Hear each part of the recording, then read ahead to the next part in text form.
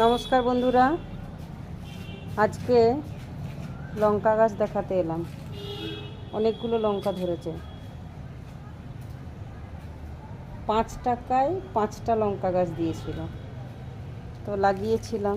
ভাবিনি যে লঙ্কা হবে বলে, তো দেখছি এখন লঙ্কা তো ভালোই ধরেছে। এখানে বেশ পরপর অনেকগুলোই লঙ্কা ধরেছে। আর এই একটা লঙ্কা গাছ দেখায়, এটা কিন্তু আমি কিনে লাগাইনি, এটা নিজের থেকেই বীজ পড়ে হয়েছিল। বেশ লম্বা লম্বা লঙ্কা, তবে মনে হচ্ছে এই লঙ্কাটাই আমরা যে শুকনো লঙ্কা খাই তার বীজ খুব সম্ভবত, কারণ ওই লঙ্কাগুলো বেশ এরকম লম্বা লম্বা হয়, সেই রকমই লম্বা টাইপের লঙ্কা। এটাও কিন্তু ভালোই হচ্ছে।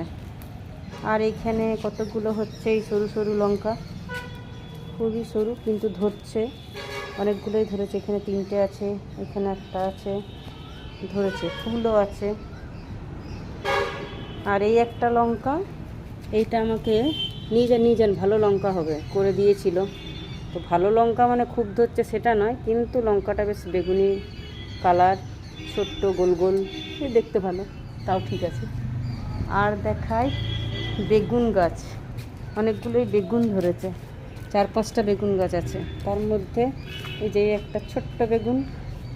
আর কোথায় ধরেছে দেখি, এই যে একটা ছোট্ট বেগুন ধরছে, এইটা মোটামুটি বড় হয়েছে।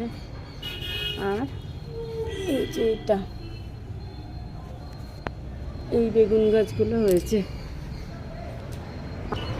আর আছে পেয়ারা গাছ আর কুল গাছ। এই যে ছোট্ট একখান কুল ধরেছে, কিন্তু কুলটা খুব মিষ্টি, বেশ বড় টাইপের হচ্ছে, আপেল কুল এটা কুলটা।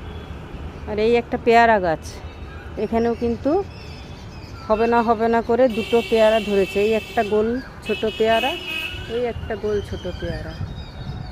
তো এটা এখনও পেয়ারাটা অবশ্য খাইনি, জানি না কেমন, বড় হোক তারপরে দেখব। তো এই হচ্ছে আমাদের ফলের গাছ।